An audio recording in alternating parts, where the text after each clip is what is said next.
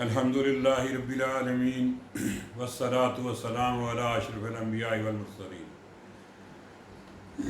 وعلی آلہ واصحابہ ومن تبعہم بإحسان الی یوم الدین اما بعد قال اللہ تعالی اعوذ باللہ من الشیطان الرجیم یا ایھا الذین آمنوا کتب علیکم الصیام کما کتب علی الذین من قبلکم لعلکم تتقون۔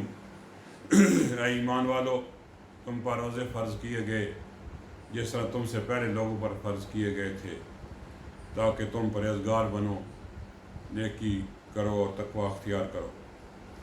عزیز بھائیو، اللہ تعالیٰ کا فضل اور احسان ہے کہ جس نے ہمیں پھر سے رمضان المبارک کا مقدس مہینہ عطا کیا ہے، جس کا مقصد ایک مسلمان کی اصلاح کرنا اور ایمان و ہدایت پر اس کی تربیت کرنا ہے۔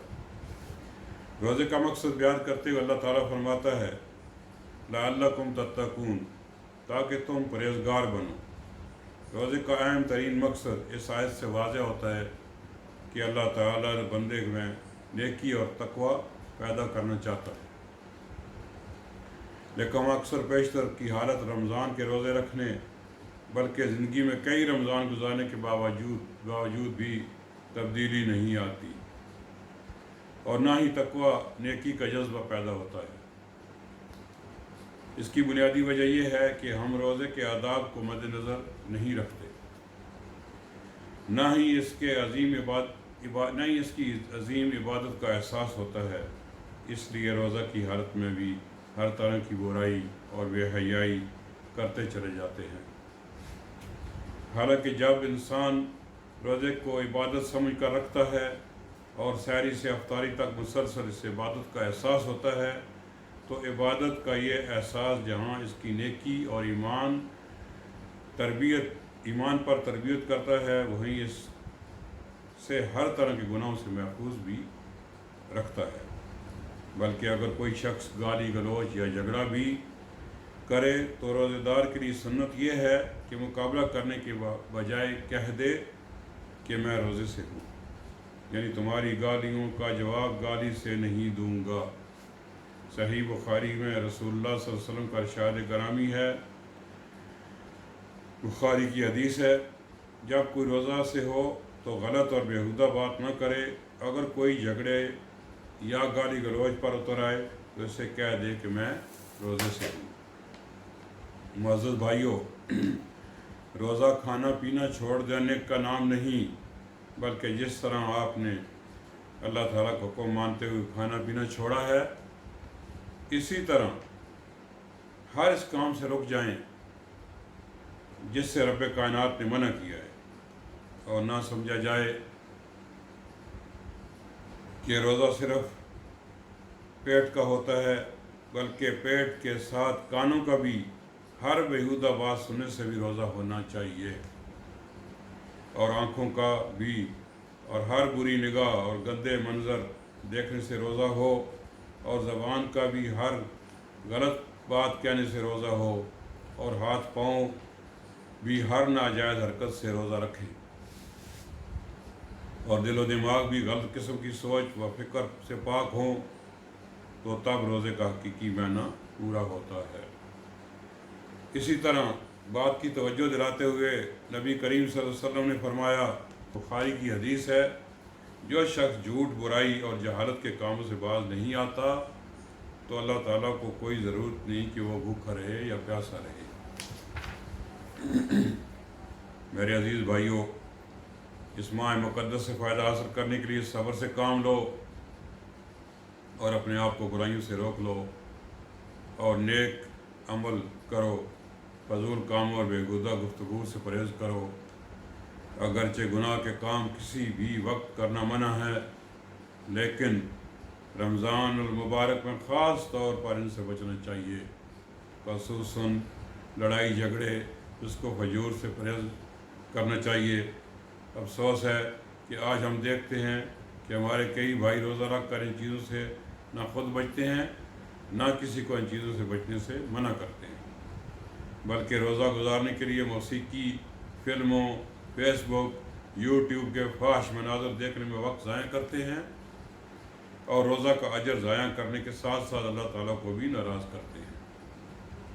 برادران محترم، روزہ کی حالت میں حرام چیزوں سے بچنے کے ساتھ ساتھ اللہ کے احکام کی پابندی کرنا بھی روزے کے اہم ترین آداب میں سے ہے۔ کیا آپ نے کبھی اس بات پر غور کیا کہ آپ بھوک پیاس کی شدتیں برداشت کرتے ہوئے روزہ کیوں رکھتے ہیں؟ لازماً آپ کا جواب ہوگا اللہ تعالیٰ نے اس کا حکم دیا ہے۔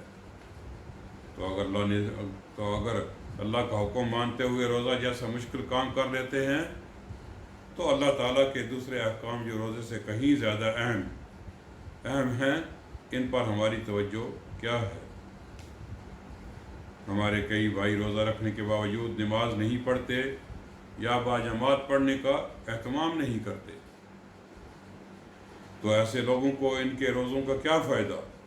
کیونکہ روزہ تقویٰ نیکی کا سبق دیتا ہے، جبکہ ترک نماز کر دینا، نماز کو چھوڑ دینا اتنا بڑا جرم ہے جس کے بارے میں رسول اللہ صلی اللہ علیہ وسلم نے فرمایا ان بین الرجل و بین الشرک والکفر ترک الصلاۃ۔ کوئی آدمی نماز چھوڑ دینے سے کافر اور مشرک ہو جاتا ہے۔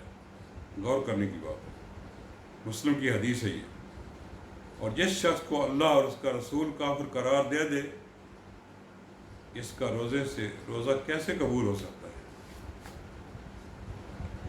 بلکہ نماز تو ایسا اہم ترین فریضہ ہے جو جنگ اور جہاد جیسے مشکل ترین حالات میں بھی معاف نہیں، اور ایسے وقت بھی اسے جماعت سے ادا کرنے کا حکم ہے۔